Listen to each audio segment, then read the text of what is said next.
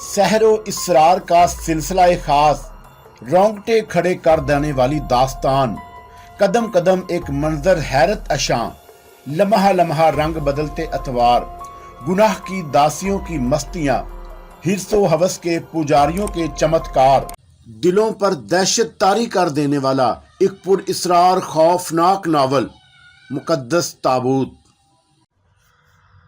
मुझे आगे बढ़ते देखकर उन जिंदा मुर्दों ने मुझे अपने हलके में ले लिया। वो सब उछल रहे थे और उनकी उछल कूद में वहशत नहीं थी। बड़े मुनज़्ज़म अंदाज में सब उछल कूद कर रहे थे और आहिस्ता आहिस्ता उनका हल्का तंग होता जा रहा था और मैं समझ रही थी कि वो मुझे पकड़ना चाहती हैं। उनसे बचने का रास्ता सिर्फ यही था कि कुरानी आयात, और मैंने फ़ौरन ही आयात कुरानी की तिलावत शुरू कर दी। और आयात में कितना असर होता है इसका अंदाज़ा उन कम अक्लों को कहाँ होगा जब अपने घरों में कुरान पाक को जुड़वान की जीनत बनाए रखते हैं। और जो मैं तिलावत करती जाती थी उन पर नशा सा छा रहा था और वह सब झूमने लगे। और चारों कुल और आयतुल कुर्सी पढ़कर मैंने जैसे ही फूंक मारी, तमाम के तमाम मुर्दे कटे हुए पेड़ की तरह ढह गए और बस एक ही लम्हे में रास्ता साफ हो गया। अब ना मुर्दे थे और ना कब्रों का निशान, और मैं समझ गई कि मैं नज़रबंदी का शिकार हो गई थी। रास्ता साफ होते ही मैं ऊपर चलती गई और बरामदे में पहुंचकर मैंने एक बार मुड़कर सीढ़ियों पर नजर डाली और किसी को मौजूद ना पाकर मैं पूरी तरह मुतमिन हो गई। अब मुझे आगे बढ़ना था और सामने ही मरकी दरवाज़ा बंद था और मैं धीरे धीरे उन दरवाज़ों की तरफ बढ़ने लगी। और पहले मुझे वह दरवाज़ा बहुत करीब नज़र आया, लेकिन जब आगे बढ़ी तो मुझे ऐसे लगा जैसे कोई कह रहा हो कि जगह जगह पर नज़रबंदी है, जिसकी वजह से नज़रों का धोखा हो रहा है। और इस फसों गरी का तोड़ सिर्फ और सिर्फ अल्लाह ताला की मदद से है। और बस मैंने आयात कुरानी का विरद शुरू कर दिया और ये कुरानी मोर्जा ही था कि नज़रों का धोखा ख़त्म होता चला गया और मैं आगे बढ़ते हुए दरवाजे पर पहुंच गई। दरवाज़ा खोलकर मैंने अंदर झांका तो नीचे दूर तक सीढ़ियाँ नजर आईं और सफ़ेद संगे मरमर को तराश कर बनाई गई थीं। और सीढ़ियों को तय करते हुए मैं आहिस्ता आहिस्ता नीचे उतरने लगी और आधी सीढ़ियाँ तय करके मैं रुक गई। अब मैं तय खाने में पहुंच चुकी थी और वो तय खाना क्या था, एक पूरी दुनिया आबाद थी। आखिरी सीढ़ी पर पहुंचते ही मैं ठहर गई, क्योंकि नीचे दूर तक कीचड़ सी फैली हुई थी और यकीनन ये कीचड़ जादुई होगी और इसमें पैर पड़ते ही पैर गल सड़ जाएंगे। और कीचड़ के दरमियान थोड़े थोड़े फासले पर दो दो हाथ चौड़े पत्थर पड़े हुए थे और उन पत्थरों पर पैर रखकर आसानी से टेले पर पहुंचा जा सकता था, जो बिल्कुल दरमियान में बना हुआ था। और उस टेले पर एक आलीशान कोठी भी नज़र आ रही थी। और अब पता नहीं ये मेरी नज़रों का धोखा था या वाकई वो कोठी थी। अगर हकीकत में वो कोठी थी तो तय खाने में कहाँ से आ गई, और मुझे इस कोठी तक पहुँचने के लिए इन्हीं पत्थरों पर चलकर जाना था। और मैंने पहले पत्थर पर पैर रखने से बेहतर उसकी मजबूती को आजमाना चाहा। और वहीं एक तरफ मोटी सी डाली पड़ी थी, शायद जामुन के पेड़ से तोड़ी गई थी, क्योंकि रंग स्याही मैल था और पता नहीं कौन रख गया था। और मैंने डाली को उठाया तो नरम नरम लजलजी सी लगी और मैंने घबरा कर उसे आगे फेंका। और जैसे ही वो डाली कीचड़ में गिरी, ऐसे लगा जैसे उस पर बारीक बारीक रेशों ने जलगार कर दी हो। और उस डाली ने भी फौरन ही उछाल भरी और बारीक सीटी जैसी आवाज़ सुनाई दी। और अब जो मैंने गौर किया तो मेरे रोंगटे खड़े हो गए, क्योंकि उस डाली ने फन काट लिया था और वह शायद उड़ने वाला सांप था, क्योंकि एक बार जो उछला तो फिर नीचे नहीं गिरा और मतवातर कलाबाजियां खा रहा था। और शायद वो अजियत में मुब्तला था, क्योंकि उसके जिस्म से लंबे लंबे रेशे लटके हुए थे। और कुछ देर तक वो इसी तरह उछलता कलाबाजियां खाते रहा और फिर खुद ही नीचे गिर पड़ा। उसके गिरते ही वह लंबी सी मोटी लकीर बन गई और ये लकीर रेशों से बनी थी। उन रेशों ने सांप को पूरी तरह ढक लिया। और अब जो मैंने झुककर कीचड़ में देखा तो मेरी रूह फना हो गई, क्योंकि कीचड़ में सिर्फ जोंके ही जोंके नजर आई और उन्हीं जोंकों ने सांप को जकड़ लिया था। और ये छोटी छोटी जोंके किस तरह गोश्त में प्यूसत होकर खून पीती हैं, इसका इल्म हर एक को होगा। और खुदा ना ख्वास्ता अगर एक भी जोंक मुझसे लिपट जाती तो मैं बेदम होकर गिर जाती। और जोंकों की कुलबुलाहट देखकर बदन में थरथरी सी महसूस होने लगी और मैंने सोचना शुरू कर दिया कि मैं आगे कैसे बढ़ूं। और पत्थरों के अलावा और कोई रास्ता भी नहीं था और पत्थरों की मजबूती को आजमाने का मेरे पास कोई दूसरा जरिया भी नहीं था कि मैं क्या करूं। और अभी मैं खड़ी यही सोच रही थी कि एक अजीब मंजर दिखाई दिया। عام طور سے کچھوے پانی میں چلنا زیادہ پسند کرتے ہیں، مگر وہ کچھوا میری عقب سے آیا اور اس نے اچھال بھری، اور کچھوا سائز میں عام کچھوے سے کافی بڑا تھا اور وزن میں کم از کم 10 سیر ضرور ہوگا، لیکن ایسے اچھال بھر رہا تھا جیسے وہ کوئی گیند ہو، اور وہ اچھلتا ہوا آگے بڑھتا گیا اور ایک پتھر پر پہنچ کر کچھ دیر دم لیتا اور پھر اچھل کر دوسرے پر پہنچ جاتا، اور یہ منظر دیکھ کر میں سمجھ گئی کہ وہ کچھوا جونکوں کی حشر سمانی سے واقف ہے، اور جب اتنا بڑا کچھوا پتھر سے اتنی آسانی کے ساتھ گزر سکتا ہے تو میں کیوں نہیں گزر سکتی؟ اور اس خیال کے آتے ہی میں نے پہلے پتھر پر قدم رکھا اور اس کی مضبوطی کا اندازہ لگایا اور پھر آگے بڑھنے لگی، اور ایک کے بعد ایک پتھر پر قدم جماتی ہوئی میں آگے بڑھتی چلی گئی۔ ٹیلے پر پہنچ کر میں نے ادھر ادھر دیکھا، مگر وہ میرا رہبر کچھوا نظر نہ آیا اور شاید کسی جھاڑی دار میں چھپ گیا تھا، اور میں نے اس کچھوے کو ذہن سے جھٹکا اور عمارت کی طرف قدم بڑھا دیے۔ اندر جانے کے لیے دروازہ کھولنا ضروری تھا، اور یہ دروازہ کیسے کھلے گا؟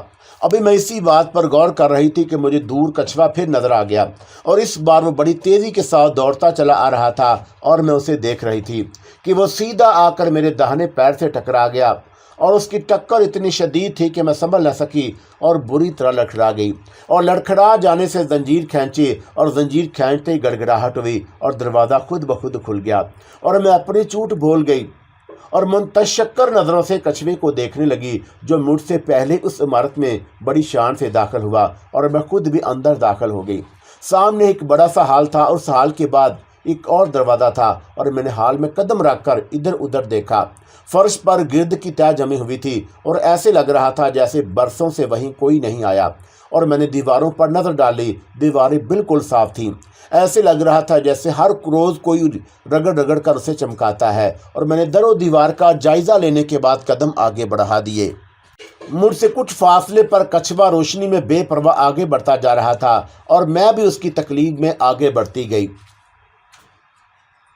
اور کچھ آگے جاتے ہی میرا دل خوشی سے جھوم اٹھا۔ سامنے ایک بڑا سا چھپڑ کھٹ بچھا ہوا تھا، اور اس چھپڑ کھٹ پر شاہینہ لیٹی ہوئی تھی اور اس کی آنکھیں بند تھیں، ایسے لگ رہا تھا جیسے وہ کوئی خواب دیکھ رہی ہو، اور میں نے اسے بیدار کرنے کے لیے جھنجھوڑنے کی کوشش کی، اور ایک دو بار کئی بار، مگر ہر بار ناکام رہی۔ تبھی میرے ذہن میں ایک نیا خیال کوندا، اور میں نے زیر لب دعائیں پڑھنا شروع کر دیں۔ اس کے بالوں میں ایک سوئی نظر آئی، اور اسے دیکھتے میں بری طرح چونک سی گئی۔ بچپن کی سنی ہوئی کہانیاں یاد آنے لگی کہ ایک شہزادی کو دیو اٹھا کر لے جاتا ہے اور اس کے سر میں سوئی چبو کر سلا دیتا ہے، اور جب سوئی نکالی جاتی ہے تو شہزادی کو ہوش آ جاتا ہے، اور کہانی ہمیشہ واقعہ سے بنتی ہے۔ کہیں ایسا تو نہیں کہ اس کے ساتھ بھی یہی کچھ ہوا ہو؟ اور میں نے اس خیال کے آتے اس سوئی کو چٹکی سے پکڑا اور بسم اللہ کہہ کر کھینچ لیا، اور حیرت انگیز طور پر لڑکی نے آنکھیں کھول دیں۔ آنکھیں کھولتے ہی اس کی نظر مجھ پر پڑی، اور اس کے چہرے پر حیرت و خوشی کے ملے جلے تاثرات ابھر آئے، اور اس نے اٹھ کر بیٹھنے کی کوشش کی تو میں نے جلدی سے اسے سہارا دیا۔ باجی آپ کہاں ہیں اور میں کہاں ہوں؟ اس نے ایک ہی سانس میں ڈھیر سارے سوالات کر دیے۔ تمہیں یاد نہیں کہ تم یہاں کیسے آ گئیں؟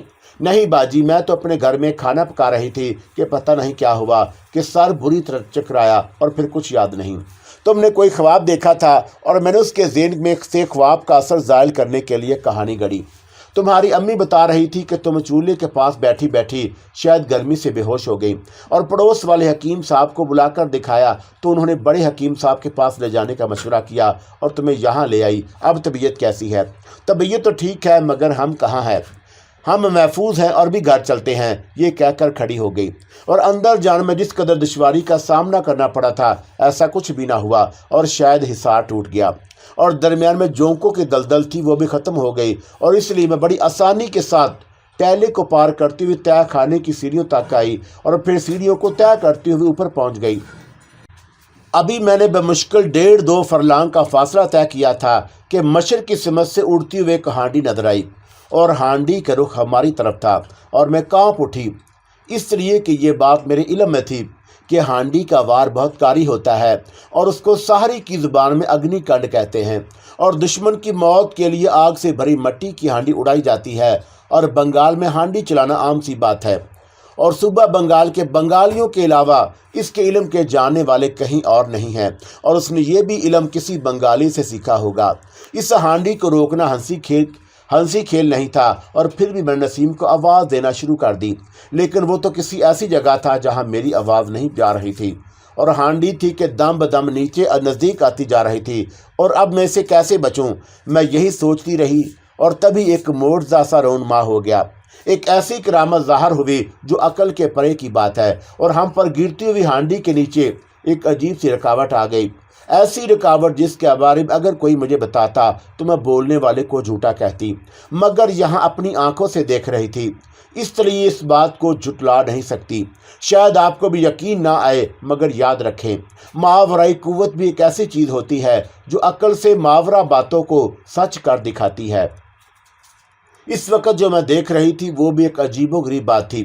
ہوا یہ کہ ہمارے سروں سے تقریباً 15-20 ہاتھ اوپر پانی کی ایک جھیل سی آ ٹھہری، اور اوپر سے گرنے والی آگ اس کی پانی میں گر گر کر ٹھنڈی ہو رہی تھی، اور میں نے سن رکھا تھا کہ مٹھ یا اگنی کانڈ جس کے نام پر منتر پڑھ کر اڑائی جاتی ہے اس کی جان لے کر ہی مٹھ لوٹتی ہے، مگر یہاں الٹا ہوا تھا، مٹھ آئی ضرور تھی مگر خود فنا ہو گئی۔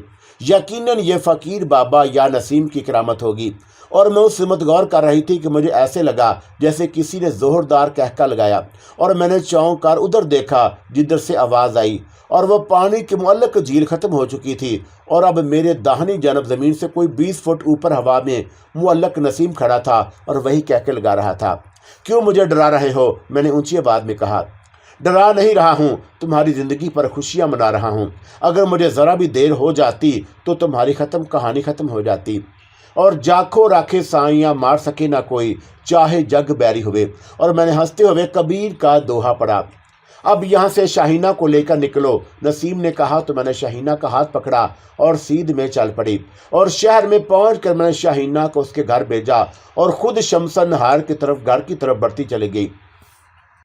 اس وقت گھر میں سب اپنے اپنے کاموں میں لگے ہوئے تھے، اور کمرے میں آ کر میں بستر پر لیٹ گئی اور سوچ رہی تھی کہ شمسن کی غریبی کو کیسے دور کروں اور کس طرح اس کی مدد کروں، اور پرسوں سے میں اسے ہر صبح 200 روپے خرچ کے لیے دے رہی تھی، اور ابھی اسی میں سوچ میں تھی کہ تبھی مجھے ایسے لگا جیسے میرے اوپر فوراً فوارہ چلا دیا گیا ہو، اور میں سرتاپا شرابور ہو گئی، اور میں نے اچھل کر کھڑی ہونے کی کوشش کی، اور میری کانوں میں مترنم ہنسی کی آواز آئی۔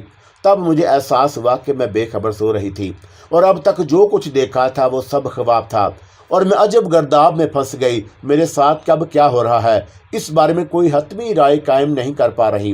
خواب اور حقیقت گڈ مڈوریا ہو کر رہ گئے، اور کبھی خواب حقیقت لگتے اور کبھی حقیقت خواب، اور میں ایک ایسے گھورک دندے میں پھنس گئی تھی کہ جس کا سرا نظر نہیں آیا، اور میں کیا کروں کچھ سمجھ میں نہیں آ رہا تھا۔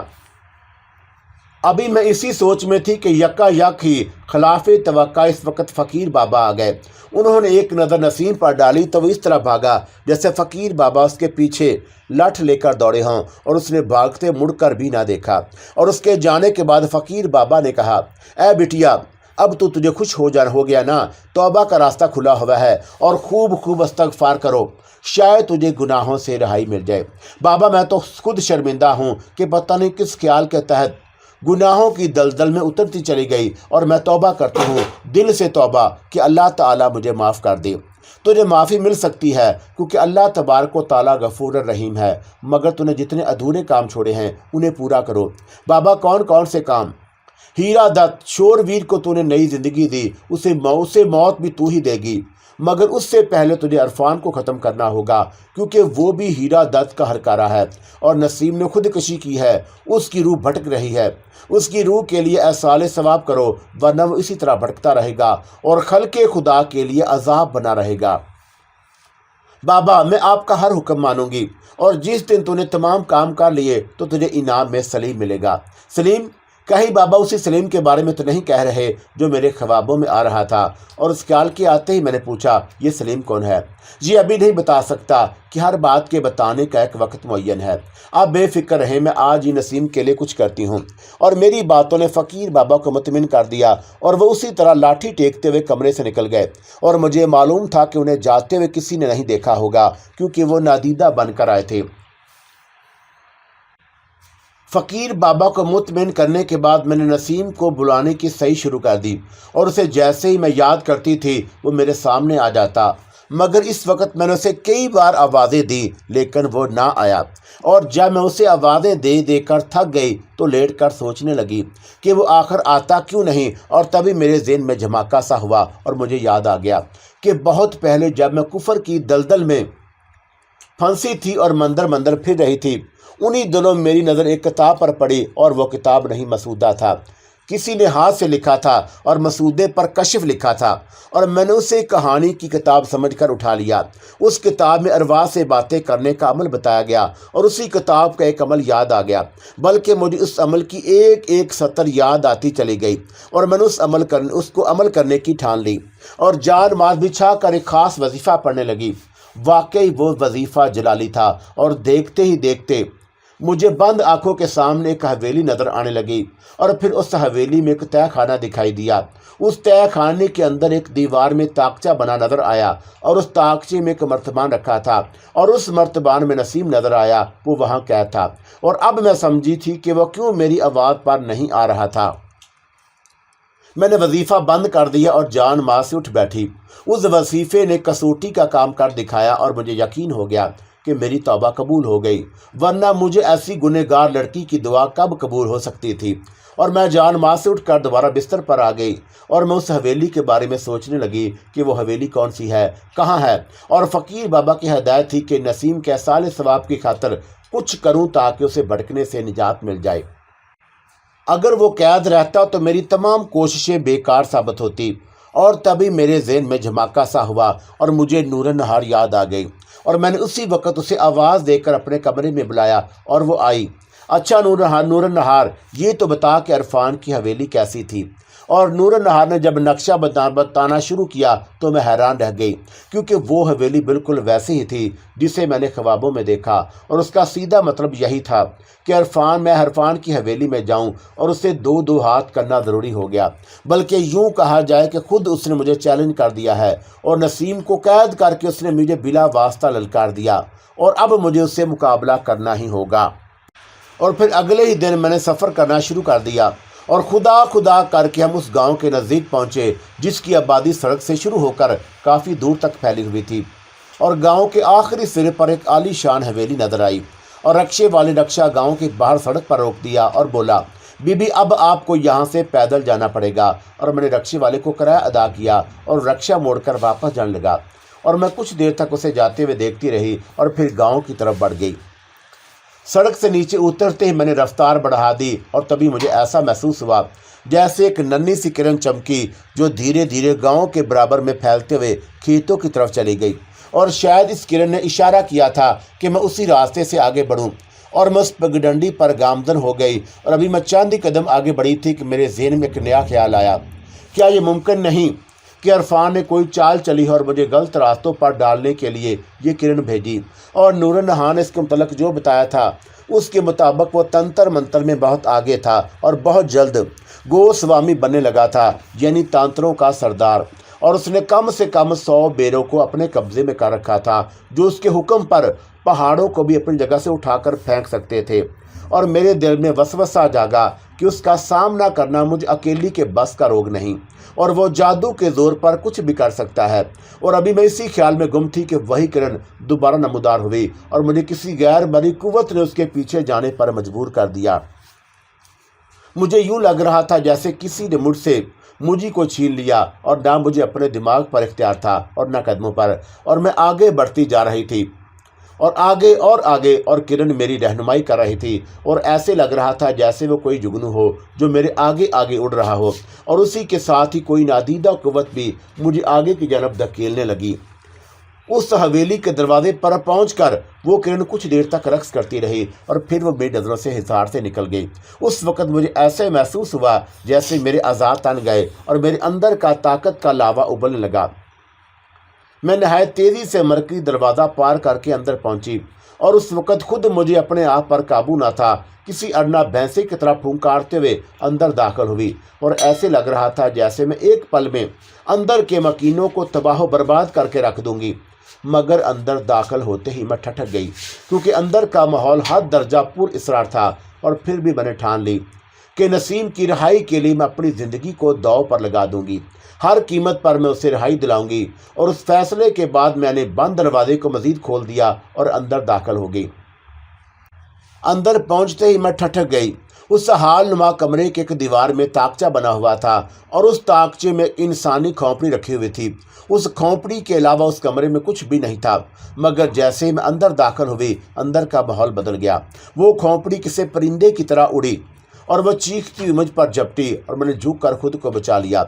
और खोपड़ी का यूं हवा में परवाज करना मेरे लिए कोई अनोखी बात नहीं। इस किस्म का शोधा मैं पहले भी देख चुकी थी। और फिर बंगाल में बाटी चलाना एक आम सी बात है। हर गली कोचे में ऐसे अमल मिल जाते हैं जो चोरों का सरोग लगाते और जाए वकुआ पर एक छोटी सी प्याली को उल्टा करके रखते और फिर उस पर इंगिश्ते शहादत रख कर कुछ पढ़ते और वो बाटी यानी प्याला हवा में किसी परिंदे की तरह उड़ने लगती और सीधी जाकर चोर की पीठ पर जाकर बैठ जाती। मगर शर्त यह है कि चोर पैदल हो गया हो और वो अगर किसी सवारी पर भागा हो तो फिर बाटी घूम फिर कर वापस आ जाती। और इससे पहले भी मैं खोपड़ी को उड़ते हुए देख चुकी थी, इसलिए मैंने उसे अहमियत ना दी और खुद को बचाते हुए आगे बढ़ी। तभी एक और हैरत अंगेज बात रूनमा हुई। खोपड़ी की सीटी जैसी आवाज़ गूंजते ही दीवारों में बड़े सुराखों से फुंकारते हुए सांप और बिच्छू निकलने लगे। और जूं जूं खोपड़ी की आवाज़ तेज हो रही थी, सांप और बिच्छुओं की तादाद में इजाफा होता गया। और इस मुसीबत से निजात पाने के लिए ज़रूरी था कि मैं किसी तरह इस खोपड़ी पर काबू हासिल कर लूं। और उस ख्याल के आते ही मेरे जहन में आयाते कुरानी गूंजने लगी और मुझे ऐसे लगा जैसे मेरे बराबर में फ़कीर बाबा खड़े हैं और मुझे आयात याद करा रहे हैं। और मैंने बुलंद आवाज़ में उन आयात को पढ़ना शुरू कर दिया।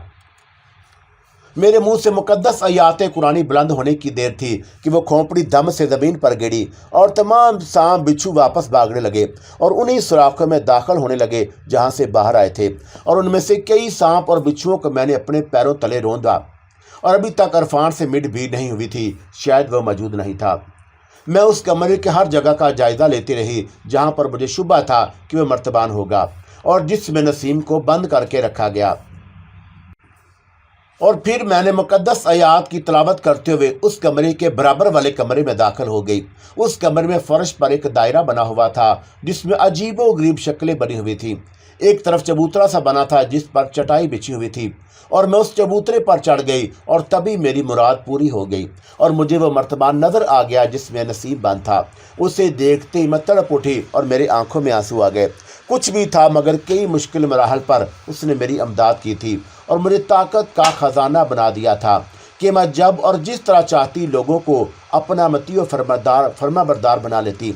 और कई बार उसकी मदद से मैंने नामुमकिन को मुमकिन बनाया और मैंने इस मर्तबान की तरफ हाथ बढ़ाया, मगर मेरा हाथ उस मर्तबान तक ना पहुंच सका, इसलिए कि उस मर्तबान के गिर्द अनजानी ताकतों की गैर मरई दीवार खड़ी थी।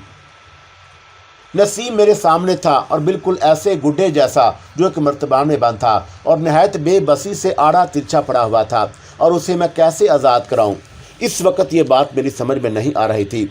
उस गैर मरई दीवार ने मुझे पूरी तरह मजबूर बना दिया और उस वक्त मुझे ऐसे कई पंडित याद आ रहे थे जिन्होंने मुझे जादू सिखाने के कई मौका दिए, मगर मैंने उन्हें ज़ाया कर दिया।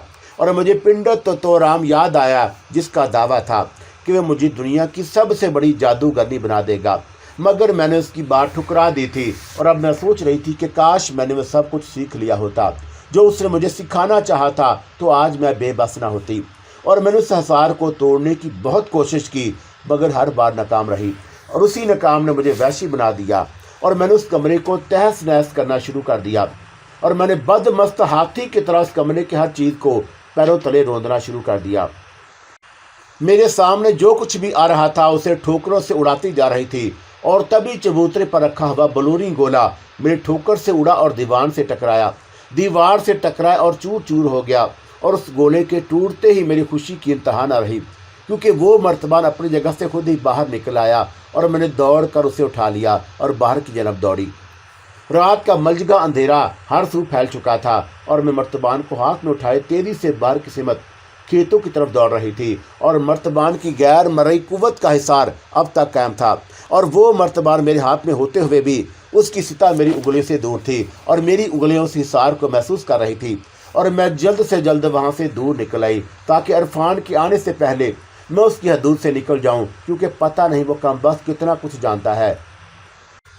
میں اپنے خیال میں گم بھاگتی جا رہی تھی کہ ایک ابھرے ہوئے پتھر سے ٹھوکر لگی اور میں منہ کے بل گری۔ میرے ہاتھ سے مرتبان چھوٹ کر دور جا گرا اور گرتے ہی چھناکے سے ٹوٹ گیا، اور چھناکے کی آواز ہوتے ہی مجھے ہنسی آ گئی، اور میں بھی کتنی بے عقل تھی کہ اب تک جسے میں حصار سمجھ رہی تھی وہ انتہائی شفاف شیشے کا جار تھا جس میں نہایت نفاست سے اس مرتبان کو رکھ کر جوڑ دیا گیا تھا۔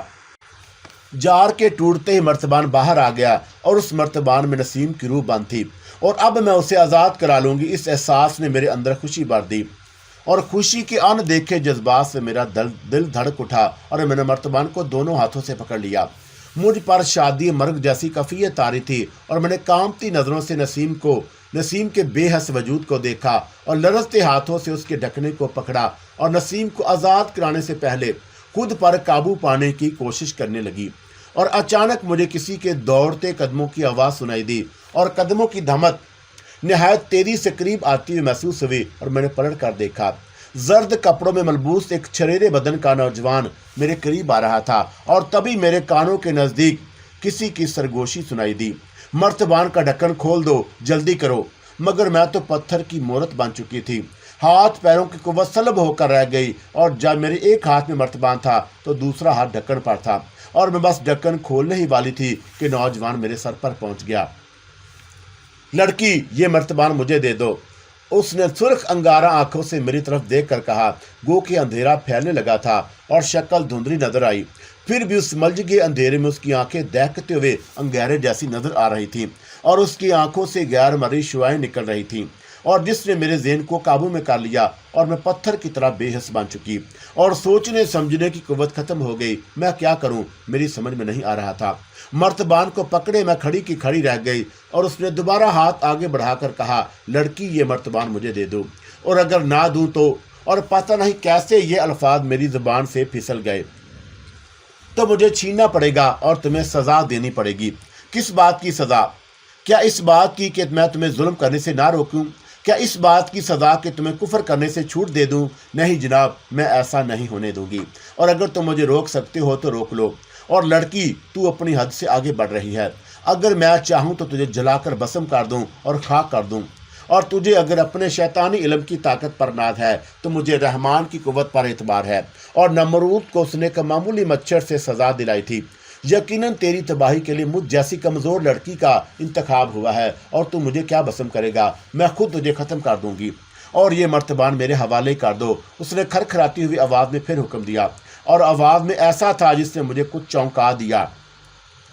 میرے دماغ پہ اس کا قبضہ تھا، اور جسم میرا ساتھ دینے کے بجائے اس کے حکم کو قبول کرنے پر اتر آیا، اور اس کی آنکھوں میں ایسی کشش تھی کہ میں آنکھیں چرانے کی کوشش بھی نہ کر سکی، گویا ہماری نظریں ایک دوسرے میں پیوست ہو کر رہ گئیں۔ اور تم اس وقت میری غلام ہو، اور میں جو کہوں گا تم اسے پورا کرو گی۔ اور میری آنکھوں میں دیکھتے ہوئے بار بار اسی جملے کو ادا کر رہا تھا، اور میں خود کو مجبور سے مجبور ہوتا ہوا محسوس کر رہی تھی۔ شاید اسی کو ہپناٹائزم کہتے ہیں، کیونکہ میں اس کی معمول بن چکی تھی۔ جب اسے پوری طرح یقین آ گیا کہ میں اس کی معمول بن چکی ہوں تو اس نے مجھ پر سے نگاہیں ہٹا لی، اور میں اسی لمحے اس کی نگاہوں کے سیر سے نکل آئی، مگر اسے محسوس نہیں ہونے دیا کہ میں اس کے سیر سے نکل آئی ہوں، اور وہ جو کہتا جا رہا تھا میں کرتی جا رہی تھی، اور میں ڈر رہی تھی کہ کہیں راز کھل نہ جائے۔ اس دوران میں سوچے جا رہی تھی کہ میں کس طرح اس سے چھٹکارا حاصل کروں، اور میں نے تہیا کر لیا کہ اب اس کی آنکھوں میں نہیں دیکھوں گی، اور مرتبان اب تک میرے ہی قبضے میں تھا، اور مجھے موقع کی تلاش تھی۔ جیسے ہی وہ غافل ہوتا میں داؤ لگا دیتی، اور بالآخر مجھے موقع مل ہی گیا۔ مجھے فقیر بابا کا عکس نظر آیا، اور ایسے لگا تھا جیسے انہوں نے اسے دھکا دیا ہو، اور یکا یک وہ لڑکھڑایا، اور جیسے اس کا سر جھکا میں نے پوری قوت سے مرتبان اس کے سر پر دے مارا۔ وہ کسی کٹے ہوئے شہیتر کی طرح سلو موشن میں گرتا چلا گیا۔ اس کی چیخ کافی بلند تھی، اس کی چیخ پر مجھے دہل جانا چاہیے تھا کہ کہیں حویلی کے نوکر چاکر نہ آ جائیں، میں مگر رکی نہیں اور نہ ڈری، اور پے در پے ٹوٹے مرتبان سے اس کے سر پر نکارہ بجاتی رہی، اور کھٹ کھٹ کی آواز سے فضا گونج رہی تھی۔ मर्तबान चूर चूर हो गया और शीशे के कई टुकड़े नोकदार खंजर की तरह उसके सर में धंसते हुए थे। और जोश में मैं ये भी भूल गई कि उस मर्तबान में नसीम कैद है। और जब हवास कुछ दुरुस्त हुए तो होश ने हाथ थामा तो मैं रुकी और नसीम की तलाश में इधर उधर नजरें दौड़ाई। और मैं उसे ज़मीन पर तलाश कर रही थी कि मेरे सर पर आवाज़ गूंजी, क्या देख रही हो पार्टनर, मैं यहाँ हूँ। और मेरा मशवरा है कि जितनी जल्दी मुमकिन हो टंगाइल की हदूद से निकल चलो। क्यों भाई, क्या मैं बुज़दिल हूँ? नहीं पार्टनर, तुम तो हंटर वाली हसीना बेलगाम हो, मगर इस वक्त तुम्हें मेरी बात मान लेनी चाहिए। तो ऐसा करना कि तुम मुझे यहाँ से उठाकर ढाका की हदूद में रखो। तुम मेरी मदद क्यों नहीं कर रहे? और इस वक्त मैं कमज़ोरी महसूस कर रहा हूँ। कई दिन से कैद था ना, और वो कमीना मंत्र पढ़ पढ़ कर मेरी ताकत कम कर रहा था। और मुझे नई तवानाई हासिल करने के लिए अकेले ही जाना होगा, और मैं अपना वज़न उठा नहीं पा रहा, तो फिर तुम्हारा वज़न कैसे उठाऊं? और सामने इरफान की लाश थी और उसके सर से बल बल उबलता खून था। और इतना खून कोई और लड़की देख लेती तो तड़ से गिरकर बेहोश हो जाती। हमारी अगली मंजिल कौन सी है? मैंने सवाल किया। मैं तुम्हें उस पहाड़ पर ले जाना चाहता हूँ जहाँ ताबूत मुकद्दस है और उसी में शूरवीर की मौत का सामान। लेकिन उसके लिए तुम्हें एक तवील सफ़र तय करना होगा। लेकिन तुम तो शूरवीर के दुश्मन नहीं थे। दुश्मनी की इब्तिदा उसी ने की, और उसी ने इरफान को उकसाया और उसे बताया कि तुमसे महफूज रहने का बस एक तरीका है, और मुझे कब्जे में कर लिया जाए, और इस तरह तुम कमज़ोर हो जाओगी। गोया तुम्हारी कैद का इशारा शूरवीर ने दिया और इसलिए तुम उसकी मौत का सामान कर रहे हो। तो चलो, और मैं उनकी रास्तों की निशानदही कर दूंगा जो उस गार तक पहुंचते हैं। तो क्या तुम मेरे साथ नहीं जाओगे? नहीं, बल्कि मैं तुमसे पहले वहां मौजूद रहूंगा और फिर उसी रास्ते पर तुमसे आन मिलूंगा, और इस तरह हम दोनों को इंतजार नहीं करना पड़ेगा। और फिर उसके जाते ही मैंने भी अपना सफ़र शुरू कर दिया और आगे ही आगे बढ़ने लगी। और सुबह सूरज तुलू होता और सारा दिन का सफ़र करके चांद के तुलू होने से पहले ही डूब जाता, और रात ढल जाती, मगर मैं न रुकती और मुसलसल चले जा रही थी। और अगर रुकती भी तो चंद घड़ी के लिए, ताकि कुछ देर आराम कर लूं। और मैं इसी रास्ते पर बढ़ती चली जा रही थी जिसकी निशानदही नसीम ने की थी। कई मैदानों और दरियाओं को पार करने के बाद मैं एक जंगल में पहुंची, और जंगल का सफ़र इंतहाई अज़ियतनाक और तकलीफदा महसूस हो रहा था। और हर तरफ कटीली झाड़ियाँ थीं। चांद अपनी पूरी आबोताब से चमक रहा था और तारे अपने जलवों में लिए आंख मचोली खेल रहे थे, और हर सूर ठंडी मीठी चांदनी फैली हुई थी। और अचानक मुझे दूर कुछ साए नजर आए जो चांद की रोशनी में मुतहरक नजर आए, और मैंने गौर से देखा तो मालूम हुआ कि वो तादाद में 3 थे। और मैंने उनकी ज़्यादा परवाह ना की और अपना सफ़र जारी रखा, और रफ्ता रफ्ता में उनके करीब तर होती चली गई। वो रक्स करने के अंदाज में उछल रहे थे, और उनके सर और दाढ़ी के बाल बेतहाशा बड़े हुए थे। उनके जिस्मों पर गोश्त नाम की कोई चीज़ ना थी, और हड्डियों के पिंजर ऐसे नज़र आ रहे थे। वो बेहंगम आवाज़ में कोई जाप कर रहे थे, और उनके करीब से करीब तर होती गई, और फिर नज़दीक पहुँच कर मैं रुक गई, इसलिए कि उनकी आवाज़ अजीबोगरीब असर दिखा रही थी। और उसके सूती असरात कुछ ऐसे थे कि मुझे अपने दिमाग फटता हुआ महसूस हुआ। खामोश हो जाओ, मैं हल्क फाड़ कर चीखी, मगर उनके अनहमाक में कोई फ़र्क ना पड़ा, और वह बदस्तूर चीखते हुए रक्स में मशरूक रहे, और उनकी आवाज़ें मेरे समात पर हथौड़ों की तरह बरस रही थी। और मैंने एक बार फिर चीख कर उन्हें खामोश कराने की कोशिश की, मगर इस बार भी उन पर कोई असर ना हुआ। और आखिर मैं उनके करीब पहुंच गई और एक बूढ़े को पकड़ने की कोशिश में हाथ आगे बढ़ा दिया, मगर किसी नादीदा कुव्वत ने मुझे उठाकर ज़मीन पर पटक दिया। उसी लम्हे हवा से तेज़ झोंके के साथ मेरी आंखों और नथनों में मिट्टी के ज़रात भर गए, और मैं दर्द की शिद्दत से ज़मीन पर लौटने लगी। बूढ़ों की आवाज़ यकदम बंद हो गई। शायद उन्होंने रक्स बंद कर दिया, और फिर मुझे अपनी आंखों पर एक अस्तखवानी हाथों का लमस महसूस हुआ, और मिट्टी के ज़र्रात तैरते हुए बाहर निकल गए। और मैंने आंखें खोली तो एक बूढ़ा शफकत अमीज़ अंदाज में मुझे देख रहा था।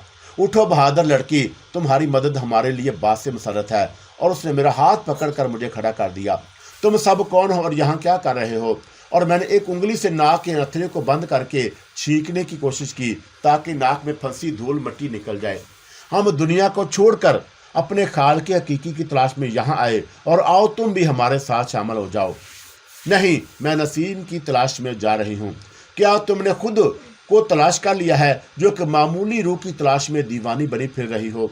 मामूली रूह, और तुम्हें गलतफहमी हुई है। नसीम बेपनाह कुव्वत का मालिक है।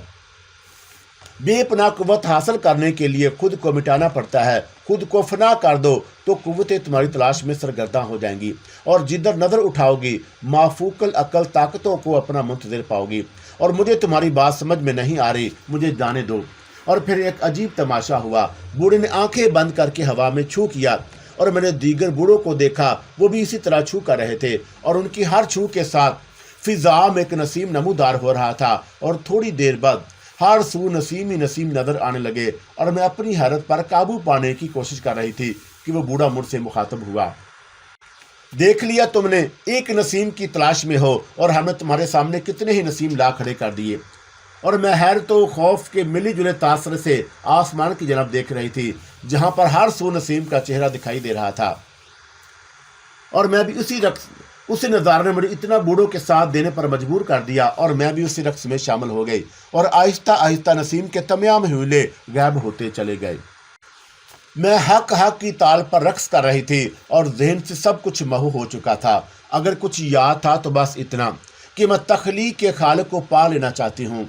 और अब तो नसीम की याद भी जहन से मिट चुकी और मैं ये बोल चुकी थी कि मुझे शोरवीर को फना करना है, उस शोरवीर को जिसने मेरी ज़िंदगी तबाह की और उसकी तबाही मशरूत है और ताबूत मुक़द्दस से जो अरकान के जंगल में किसी पगोडा में महफूज है, उसके तबाह होते ही शोरवीर खुद फना हो जाएगा। मगर मैं ताबूत मुक़द्दस को भी भुला बैठी और मुझे कुछ भी याद ना रहा। गड़गड़ाहट की एक अजीबो गरीब आवाज़ का एहसास मुझे इस बात पर मजबूर कर रहा था कि मैं इस बात का यकीन कर लूँ कि मैंने फना के बाद बका की मंजिल हासिल कर ली और मैं इसके एहसास के तूफ़ान में तिनके की मानद उसका एक हिस्सा बन गई। खसो खाशाह की तरह उड़ती हुई मैं एक मंजिल तक आ गई और जहाँ सुर्ख नारंगी स्याह और सुनहरे लावे का एक सैलाब था जो हर तरफ उमड़ पड़ा और जिसने किसी ममता की मारी माँ की तरह मुझे अपने सीने से चिमटाया और थपकियाँ देते हुए अपना ही एक हिस्सा बना लिया। उसकी गोद में सर रखे मैं गहरी नींद के सुरूर में मदहोश हो गई और जब आँख खुली तो धरती ने मेरे जिस्म को थाम रखा था और मैं किसी नौ मौलूद बच्चे की तरह उसकी छाती से लिपटी माँ की ममता के मज़े लौट रही थी। और एक बेहंगम शोर ने खामोशी के दीवानों में घंटियां सी बजा दी और ये उन बड़े पत्थरों के लड़कने का शोर था जो मेरी मुखालफ सिमत गिर रहे थे। और फिर मेरे कदम बेताब पत्थरों को रोनते हुए आगे बढ़ते जा रहे थे और पहाड़ों से नीचे दूर एक वादी में सरसब्ज दरख्त लहला रहे थे और मैंने अपना रुख बदला और अपने कदम उस वादी की जानब मोड़ दिए। उन दरख्तों के मीठे और लजीज फलों को मैंने अपनी शिकम सेरी का वसीला बनाया। उस हसीन वादी में हुस्न फितरत हर सू बिखरा पड़ा था और मैं तन तनहा वहाँ यूं घूम रही थी जैसे तारों के झुरमट में चांद, और मुझे वहाँ भी अपने अलावा कोई दूसरा ज़ीरू दिखाई नहीं दिया। और घूमते घूमते मैं पहाड़ी चश्मे के करीब पहुंची और अपने तशन्ना लब हिलते हुए पानी पर रख दिए और पानी इंतहाई सर्द और शीरी था और मैं अपने तपते हुए अंगारा जिस्म की प्यास बुझाने के बाद उसके करीब ही लेट गई। अचानक किसी के दौड़ते हुए कदमों की आवाज़ मेरे कवते समाज से टकराई। उसके साथ ही कुत्ते के भौंकने की आवाज़ भी बुलंद हुई और मैं ठठक कर रुक गई और पीछे मुड़कर देखा। भीड़िया नुमा एक कुत्ता बड़ी तेज़ी से मेरी तरफ बढ़ रहा था और उसका दाना खौफनाक अंदाज में खुला हुआ था और वह दिल दहला देने वाले अंदाज में भौंक रहा था। एक लम्हे के लिए मेरा दिमाग माउफ हो गया और एहसास अदराक पर एक चादर सी तन गई और मेरी समझ में कुछ नहीं आया कि क्या करूं। और मैंने घबराहट में इधर उधर नज़र दौड़ाई तो अपने करीब एक तनावर दरख्त की शाखों को जाए पनाह समझकर चश्मे जून पर उस पर जा पड़ी और जल्द ही कुत्ता उस दरख्त तक आ पहुंचा जिसकी शाखों पर मैं पनाह लिए बैठी थी। उसने मेरी जानब अजीब सी नज़रों से देखा और दुम हला हला कर भौंकने लगा।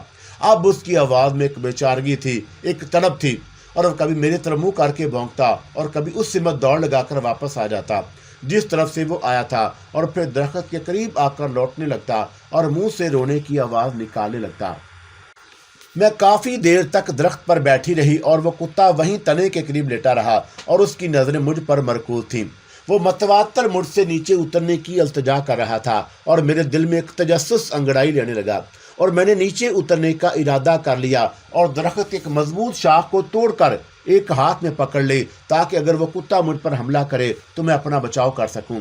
और कुत्ते ने मुझे नीचे उतरता देखा तो दुम हिलाता हुआ उस जानब दौड़ पड़ा जिस तरफ से वो आया था और जब मेरे कदम ज़मीन को छूने लगे तो वो दोबारा मेरी सिमत बढ़ा और मैं उसका हमला रोकने के लिए तैयार हो गई, मगर वह मेरे करीब आकर मेरे कदमों में लौटने लगा اور اس نے اپنی زبان سے میرے پاؤں چاٹنے شروع کر دیے اور میں نے اسے پچکارتے ہوئے اس کے سر پر ہاتھ پھیرا تو پھر وہ اسی طرح دوڑ پڑا۔ وہ دوڑتا جا رہا تھا اور ساتھ ساتھ میری طرف بھی دیکھتا گیا، اور جیسے ہی میں اس کے پیچھے آنے کا کہہ رہا ہو اور تھوڑی دیر کے تذبذب کے بعد میں نے اس کا تعاقب شروع کر دیا، اور مجھے اپنے پیچھے آتے دیکھ کر وہ زور زور سے دم ہلانے لگا جیسے تشکر کا اظہار کر رہا ہو۔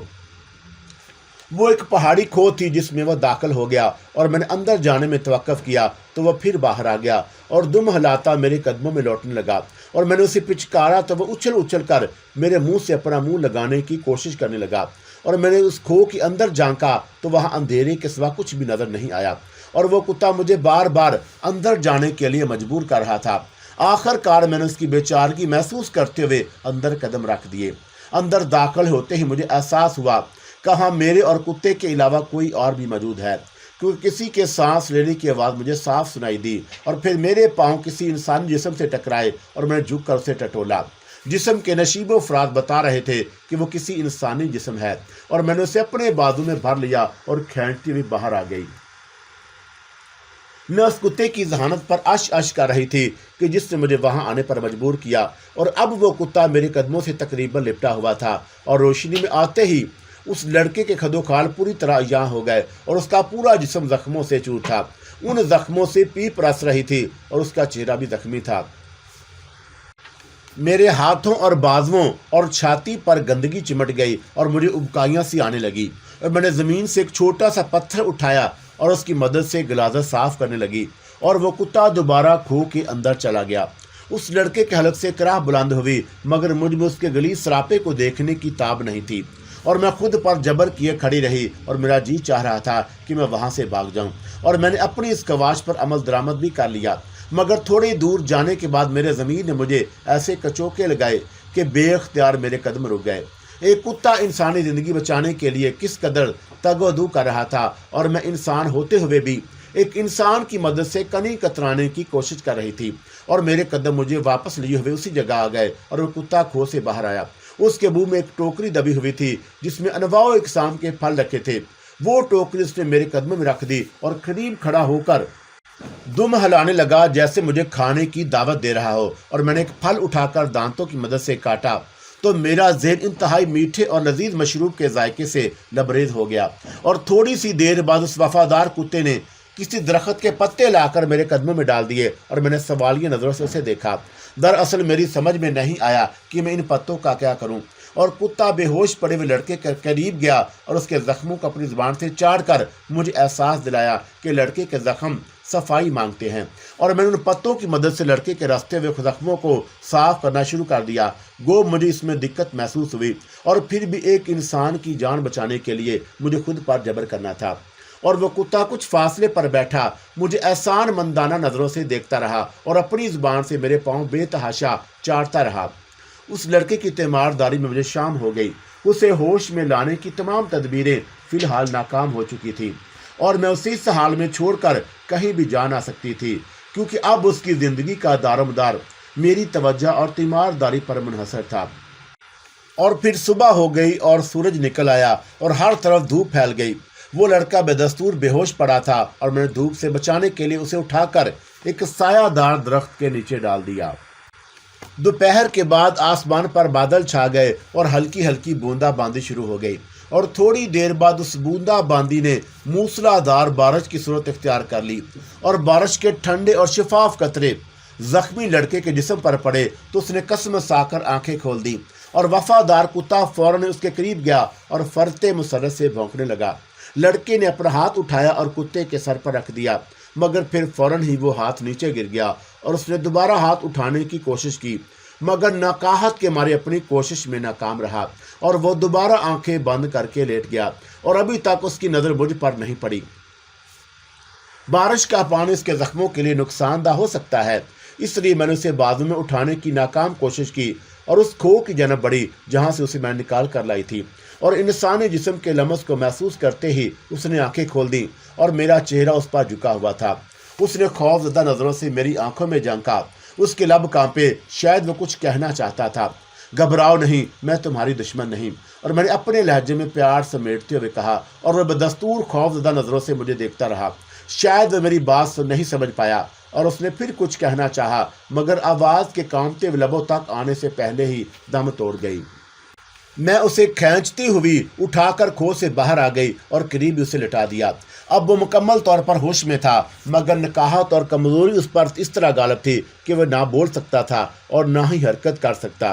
اس کا وفادار کتا اسے ہوش میں دیکھ کر اس کے آس پاس اچھل کود کرنے لگا اور باہر لٹا کر مجھے ایک بار پھر اس کے زخم صاف کیے، اور جو اب کافی حد تک خشک ہو گئے، اور شاید اس شیریں پھل کے رس کا اثر تھا یا بار بار صاف کرنے کی وجہ تھی جو اس کے زخم اتنی جلدی بھر گئے۔ رات بھر آسمان پر بادل چھائے رہے اور میں بڑی بے تابی سے ان کے چھٹنے کا انتظار کرتی رہی تاکہ اپنے فقیر بابا سے اس لڑکے کے بارے میں دریافت کر سکوں، اور اسی انتظار میں میری آنکھوں میں نیند بھرنے لگی اور مجھے اپنے ذہن و سرور و کیف میں ڈوبتا ہوا محسوس ہوا، اور اس پر ٹھنڈی اور خوشگوار ہوا نے قیامت ڈھائی اور جو اپنے غیر مرئی ہاتھوں سے تھپک کر مجھے نیند کی دیوی کے حضور پیش کر دیا، اور میں دنیا مافیا سے بیگانہ ہو گئی۔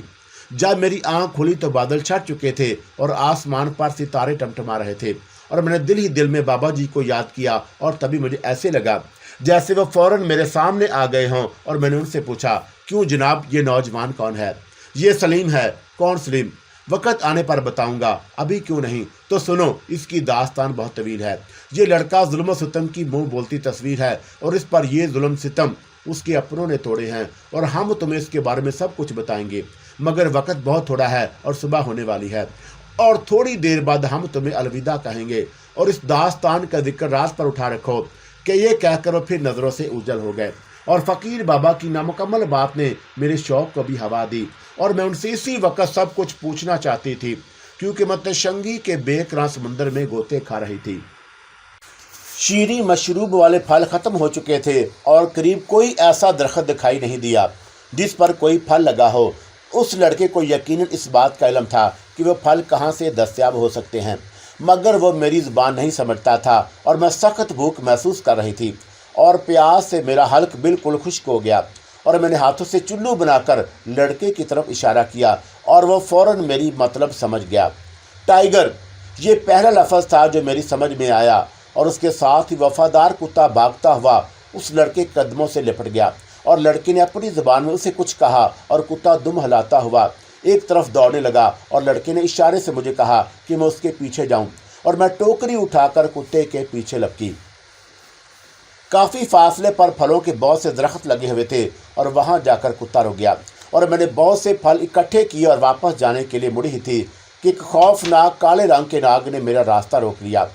وہ اپنا بھیانک پھن اٹھائے بالکل میرے سامنے کھڑا تھا، اور میں لمحہ بھر کو ٹھٹکی، اور پھر اس نے میرے ہوش و حواس کو اپنی آنکھوں کے شکنجے میں اس طرح جکڑ لیا کہ مجھے اپنے جسم کی حرکات و سکنات پر کوئی اختیار نہ رہا، اور ناگ میرے سامنے جھومنے لگا۔ اس پر خمار و مستی کی عجیب و غریب کیفیت طاری تھی، اور اپنے شکار کو سامنے دیکھ کر وہ خوشی سے دیوانہ ہو گیا۔ اس کی آنکھوں سے نکلنے والی پر اسرار چمک نے مجھے منجمد کر کے رکھ دیا، اور وہ اپنے جلو میں موت کی بھیانک خاموشی سمیٹے آہستہ آہستہ میری جانب بڑھنے لگا۔ اس سے پہلے کہ وہ اپنا زہر میرے جسم میں اتار دیتا، ٹائیگر نے خوفناک گھرراہٹ کے ساتھ اس پر چھلانگ لگا دی، اور آنکھوں کا سحر ٹوٹا تو میرے جسم میں گویا نئی روح اونچ کر آئی، اور میں جھرجھری لے کر ہوش و حواس کی دنیا میں واپس آ گئی۔ ٹائیگر اور ناگ ایک دوسرے کے ساتھ نبرد آزما تھے، اور ناگ اسے ڈسنے کے لیے بار بار اچھلتا، مگر ٹائیگر پھرتی سے خود کو بچا لیتا، اور آخر کار میں نے زمین پر پڑا ہوا پتھر اٹھایا اور اس ناگ کا سر کچل دیا۔ ٹائیگر تیزی سے میری جانب بڑھا اور میرے پاؤں چاٹنے لگا۔ اس بے زبان مگر عقل مند جانور نے مجھے موت کے منہ سے بچا لیا، اور میں نے اسے اپنی گود میں اٹھا لیا۔ وہ منہ سے عجیب و غریب آوازیں نکالتا ہوا اپنا منہ میرے منہ سے لگانے کی کوشش کرنے لگا۔ اس سمجھدار عقل مند کتے نے مجھے بہت متاثر کیا۔ اس نے میری خاطر اپنی جان کی پرواہ نہ کرتے ہوئے اس ناگ پر حملہ کر دیا جو مجھے اپنی آنکھوں سے مسحور کیے موت کی وادی میں دھکیلنے کے لیے میری طرف بڑھ رہا تھا، اور میں نے ٹائیگر کو تھپکتی اور پیار کرتی ہوئی واپس ہو لی، اور جب میں واپس پہنچی تو اس لڑکے کو دیکھ کر حیران رہ گئی، کیونکہ اس کے خوبصورت چہرے کا رنگ اس حد تک نکھر چکا تھا کہ اس کے سامنے صبح کا نور بھی ماند پڑ گیا، اور حیرت کی بات یہ تھی کہ وہاں کسی قسم کے زخم کا داغ تک نظر نہیں آ رہا تھا، اور مجھے اپنی طرف آتا دیکھ کر وہ اپنے آپ میں سنبھل گیا اور شاید میری نگاہوں کی تاب نہ لا سکا، اور میں نے پھلوں والی ٹوکری اس کی جانب بڑھائی اور خاموشی سے ایک طرف بیٹھ گئی۔ اچانک پاس کے درختوں میں سرسراہٹ محسوس ہوئی اور ٹائیگر فوراً اٹھ کھڑا ہوا اور تیزی سے اس سمت بھاگا جس طرف سے آواز آئی تھی، اور میں کسی ممکنہ خطرے کے پیش نظر تیار ہو گئی اور کہ کتے کے پیچھے جانے ہی والی تھی کہ لڑکے نے مجھے اشارے سے روک دیا اور بتایا کہ ٹائیگر اپنے کھانے کا انتظام کرنے گیا ہے، اور میں مطمئن ہو کر دوبارہ لیٹ گئی۔ اور پھر کچھ فاصلے پر مجھے فقیر بابا آتے ہوئے نظر آنے لگے اور میں انہیں دیکھ کر لپکی، اور نزدیک آ کر انہوں نے میرے سر پر ہاتھ پھیرا اور پھر کہا، بیٹی جب تو اس قابل ہوئی ہے کہ شورویر سے مقابلہ کر سکے تو قسمت نے تیرا ساتھ چھوڑ دیا۔ جتنی جلدی ہو سکے تو لوٹ جا اور کچھ دنوں کے لیے تابوت مقدس کا خیال چھوڑ دے، اس لیے کہ نسیم کی روح پر شورویر نے قبضہ کر لیا اور اسے آزاد کرنا تجھ پر لازم ہے۔ مگر بابا میں اتنی جلدی ڈھاکہ کیسے لوٹوں گی؟ اپنے ساتھ سلیم کو لے لے، وہ تیرے بہت کام آئے گا، اور جا اسے ساتھ لے کر باہر آ اور میں تجھے اپنی قوت سے وہاں پہنچانے کی کوشش کرتا ہوں۔ گو کہ ایسا کرتے ہی میری بے انتہا قوت کم ہو جائے گی، مگر تیری خاطر کروں گا۔ اور میں بھاگ کر کھو میں آ گئی اور سلیم کو کھینچتی ہوئی باہر لے آئی۔ علم کی قوت ناممکن کو ممکن بنا دیتی ہے۔ اس کا ہلکا سا مظاہرہ میں نے اس وقت دیکھا جب بابا نے سلیم کے سر پر ہاتھ پھیرا، اور وہی سلیم جو جنگلی زبان کے علاوہ کوئی دوسری زبان نہیں جانتا تھا، وہ فر فر اردو بنگلہ بولنے لگا۔ اور پھر میں نے فقیر بابا سے پوچھا کہ اس بار اسے کس طرح آزاد کراؤں، اور تمہاری دعاؤں نے اس کی زندگی گھٹا دی ہے، اب وہ کبھی بھی دوسرا جسم اوڑھ نہیں سکے گا، اس لیے نئی زندگی پانے کے لیے ایک دوسرا راستہ اختیار کیا ہے، اور اس نے شیطان کو خوش کرنے کے لیے ایک گروہ تیار کر لیا، اور بہت جلد وہ اپنے مقصد کو حاصل کر لے گا۔ اور اگر اس کے چنگل سے شمس و نہار کو بچایا نہ گیا، اور شمس و نہار ہے کہاں؟ وہ تیج گاؤں میں ہے، اور تم آج رات اسے نکال کر لے آؤ، ورنہ اس کی بلی چڑھا دی جائے گی۔ جانا کہاں ہے؟ بتایا تو ہے کہ تیج گاؤں چلے جاؤ، اور ایئرپورٹ سے مشرق کی سمت اپنے ساتھ سلیم کو بھی لے جاؤ، اور وہ بہت کچھ جانتا ہے۔ اور باہر نکل کر میں نے ادھر ادھر دیکھا، قسمت اچھی تھی اور فوراً ٹیکسی مل گئی اور تیج گاؤں جانے کے لیے نکل پڑی، مگر مجھے راستہ رکنا بھی تو تھا کیونکہ سلیم کو ساتھ لینا ضروری تھا۔ اور گاؤں میں پہنچتے ہی ڈرائیور نے رفتار کم کر دی اور سارا گاؤں اندھیرے میں ڈوبا ہوا تھا۔ کہیں کہیں روشنی نظر آئی، یا پھر مکانوں کی کھڑکیوں پر پڑے پردوں میں سے چھن چھن کر آنے والی روشنی گاؤں میں زندگی کا ثبوت بہم پہنچا رہی تھی، اور گاؤں کے لوگ اپنے مکانوں میں اگر سو نہیں گئے تھے تو سونے کی تیاریاں ضرور کر رہے تھے۔ اور کچھ آگے بڑھتے ہی گھنے درختوں کی ایک پٹی نظر آئی، اور درختوں کی یہ دیوار تقریباً نصف میل لمبی تھی۔ کوسے قزاق کی شکل میں بنی کچی سڑک پر چلتے ہوئے ہم چار دیواری کے کچھ اور قریب چلے گئے، اور پھر ٹیکسی کو جھاڑیوں کے گھنے جھنڈ کے پیچھے لے جا کر کھڑا کر دیا تاکہ بوقت ضرورت فوری فرار میں کوئی دقت پیش نہ آئے۔ اور گاڑی سے نکلتے ہوئے سلیم نے ایک چھوٹا سا سوٹ کیس اٹھایا اور کھولتے ہوئے بولا، اس سوٹ کیس میں جو چیزیں تم دیکھ رہی ہو وہ میری تمام دن کی ریسرچ کا نتیجہ ہیں۔ اور میں نے جھک کر غور سے سوٹ کیس میں دیکھا تو مجھے مختلف قسم کی عجیب و غریب چیزیں نظر آئیں، مثلاً سفید پھولوں کا ایک گلدستہ، لمبی گھاس کا ایک بنڈل، ہاتھی دانت سے بنی 2 عدد بڑی چھریاں، اور کئی چھوٹی چھوٹی شیشیاں جن میں شاید پانی تھا، اور ان کے علاوہ اور بھی کئی چیزیں تھیں جو میری سمجھ سے بالا تر تھیں۔ ایک جھلک دیکھنے کے ساتھ میں پیچھے ہٹ گئی اور میں سوالیہ انداز میں سلیم کو دیکھنے لگی۔ تمہیں شاید اس گھاس اور لہسن کے پھولوں کی بو پسند نہیں آئی، سلیم نے مسکراتے ہوئے کہا، مگر یہ چیزیں کالے علم اور اس کے نتیجے میں پیدا ہونے والی ماورائی آفتوں سے زبردست دفاع کرتی ہیں۔ لو یہ چھری پکڑو۔ اور سلیم نے ہاتھی دانت کو ایک چھری میری طرف بڑھا دی۔ اور اسے میں کیا کروں؟ چھری لیتے ہوئے میں نے پوچھا۔ دیوار پر چڑھتے ہوئے اسے اپنے دائیں ہاتھ میں پکڑے رہنا، اور اگر شیطان کے کسی پجاری سے آمنا سامنا ہو جائے تو اسے اپنے چہرے کے سامنے کر لینا، اور لو یہ تعویذ گلے میں ڈالو۔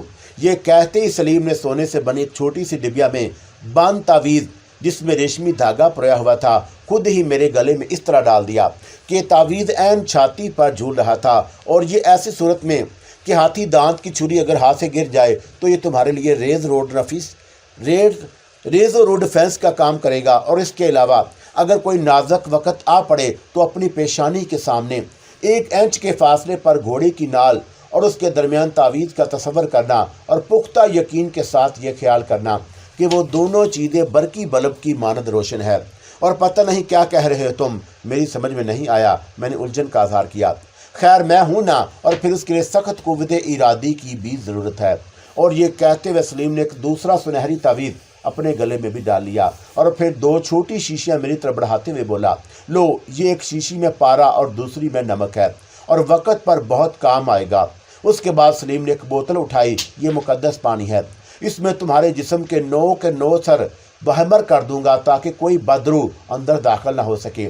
اس کے بعد ہو بہو وہی عمل تم مجھ پر دہراؤ گی۔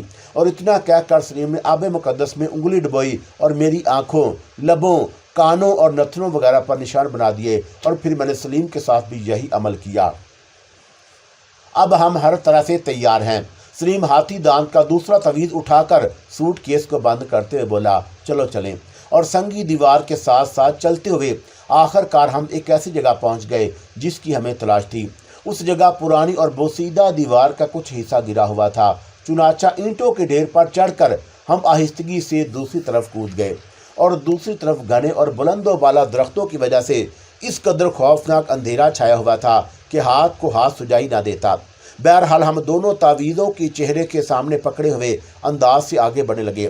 خشک پتے اور ٹہنیاں قدموں تلے آ کر ٹوٹ کر پرہور سناٹے میں دور دور تک کھڑکھڑاہٹ پیدا کرتی، اور آخر کار تھوڑی ہی دیر کے بعد تاریکی گم ہو گئی، اور ہم گھنے درختوں سے نکل کر کھلے آسمان کے نیچے آ گئے۔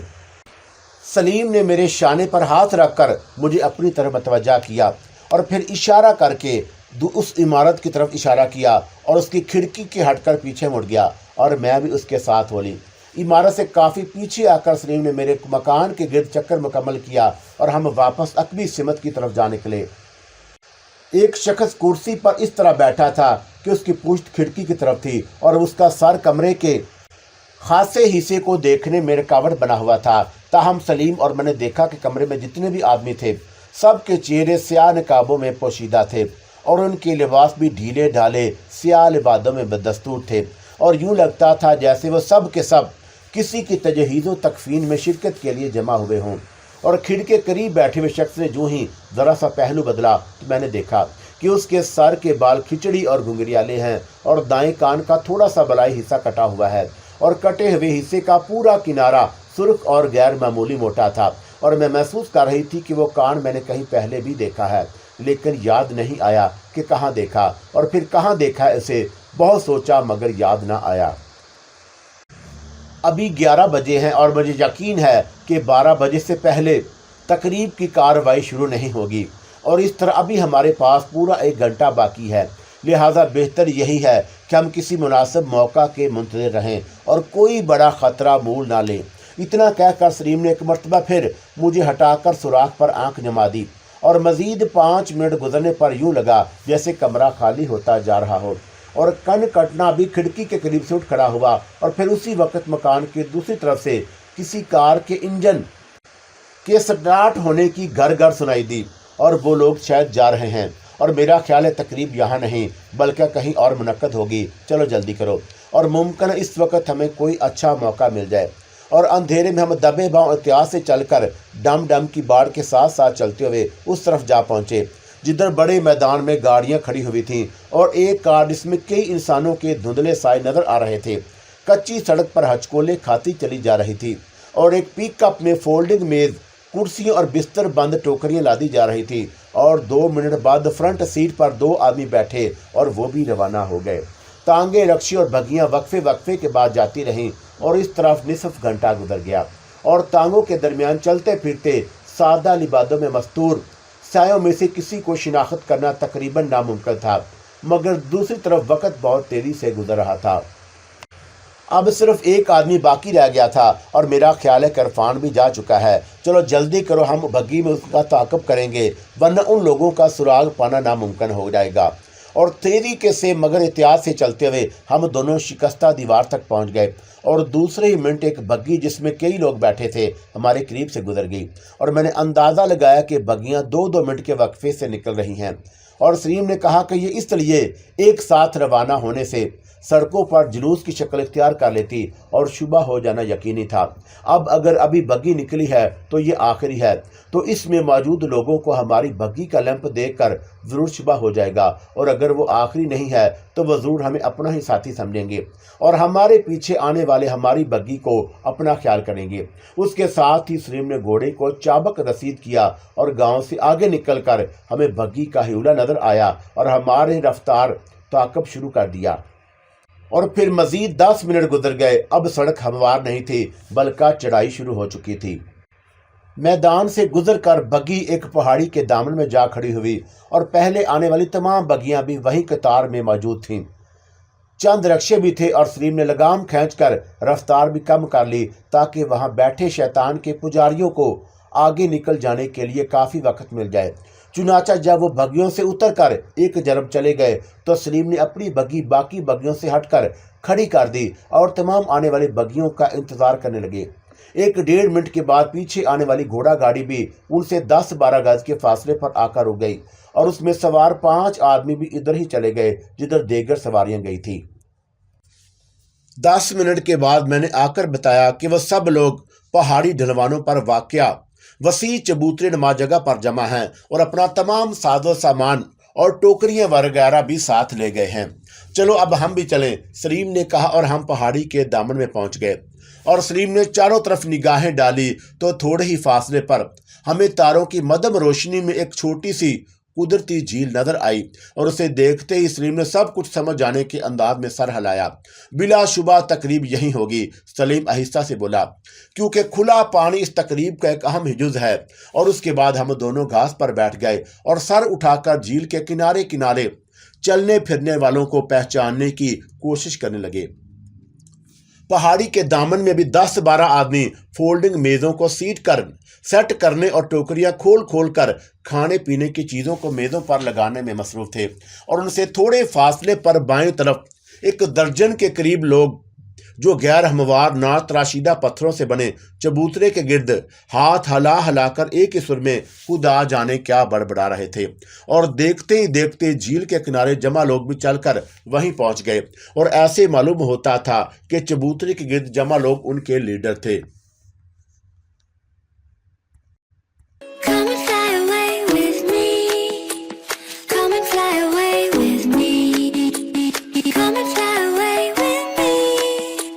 Come and fly away